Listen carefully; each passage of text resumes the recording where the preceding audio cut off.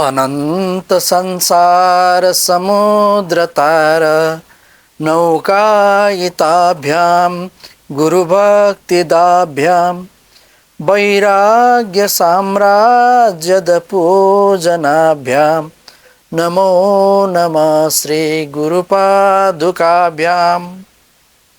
Namaste. My name is Mitrabandhu Paudel. Today I am going to talk on Veda. This episode is the continuation of my episode on Introduction to Eastern Philosophical Schools. Previously, I have talked on the outline of my presentation, as well as in the second episode I talked briefly on Prasthanatraya, as well as the classification of Upanishads also. Let me remind you about the classification of Upanishads. Like we have 4 Veda, like Rig Veda, Yajur Veda, Sama Veda and Atharva Veda.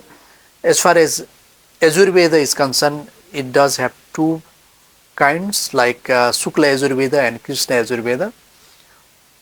Then few selected Upanishads are considered to be major Upanishads. Isadi 10 Upanishad, Isadi 9 Upanishad, and also Brihadaranyaka and Chandogya Upanishad.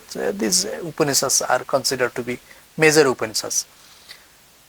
Those major Upanishads, such as Aitareya and Kaushitaki Upanishads are under Rig Veda. Similarly, Isavasya Upanishad and Brihadaranyaka Upanishad are part of Sukla Yajur Veda. Taittiriya, Katha, Shweta and Maitrayaniya Upanishads are part of Krishna Yajur Veda. Similarly, Chandogya and Kena Upanishad, these are part of Sama Veda, and Mundaka, Mandukya and Prashna Upanishad are part of Atharva Veda. Now let me briefly talk on Veda. The word Veda means knowledge. Ved are the most sacred scriptures of Hinduism. The Ved are considered to be uncreated, eternal, and exist as sound syllables. Since they are, created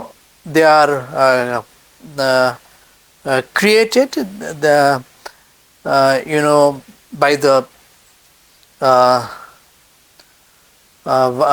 the God, let's say, they are called apaurushya. Ved contains hymn, incantations and rituals. Veda Vyasa, whose birth name is Krishna Dvaipayana, is believed to be the compiler, meaning who has compiled them in written form.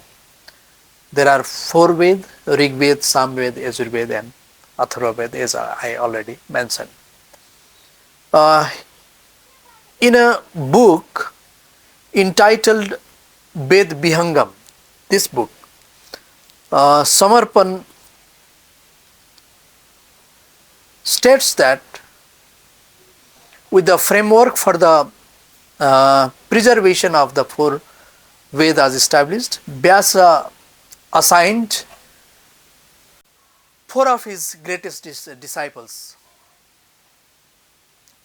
Paila for Rig Veda, Jaimini for Samaved, Vaishampayan for the Yajur Veda, and Sumanta for the Atharva Veda, the duty of preserving each of these.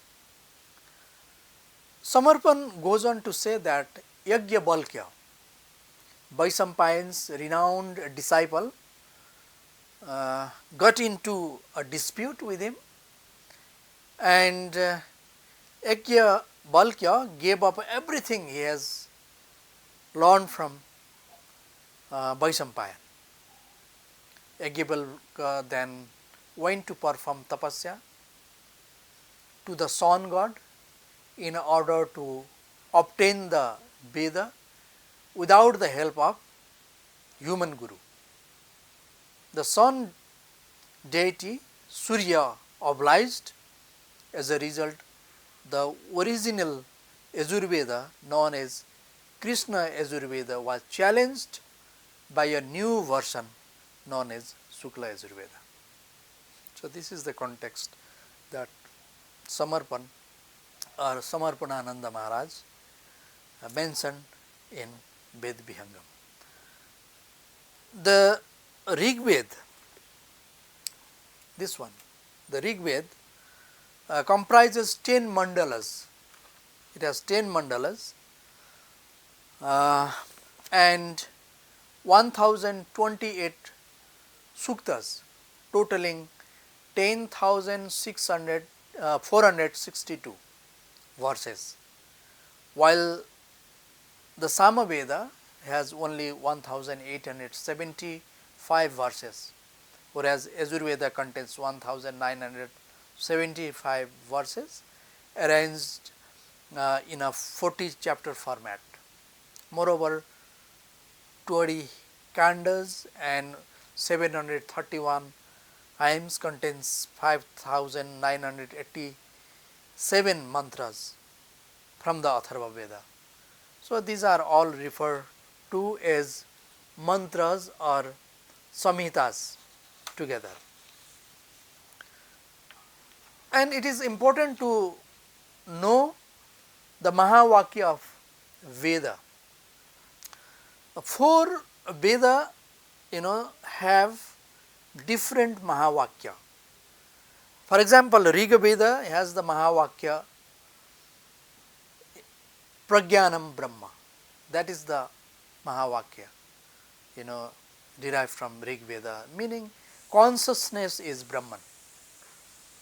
Aham Brahmasmi is the Mahavakya of Yajurveda, meaning I am Brahman. Tattvamasi, that is the Mahavakya of Samaveda, that thou art. And Ayam Atma Brahma is the Mahavakya of Atharva Veda, that means this self is Brahman. In Rig Veda, a few mantras of Rig Veda which are related to finance have been discussed. For example, the Rig Veda,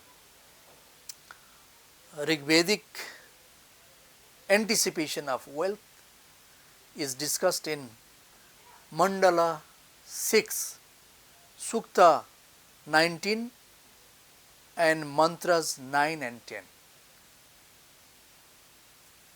in this book, in Rig Veda. Mandala 6, Sukta 19 and mantras 9 and 10 talk about the wealth. It says, Indradeva, may our strength be increased from all directions, east, west, north and south, as stated in the previously cited 9th mantra. Grant us the prosperity that brings us happiness, O Indradeva. O Indradeva, let the treasure composed of strength, gratitude and everlasting success be used, says mantra 10. O God of prosperity, please give us sufficient wealth. So, Rigveda mantras of Sukta 19 in Mandala 6 suggests that in order to carry out responsibilities, wealth is necessary. Since you are your family's primary provider, you must work in a profession or other commercial endeavor to earn a living. Additionally, you have to make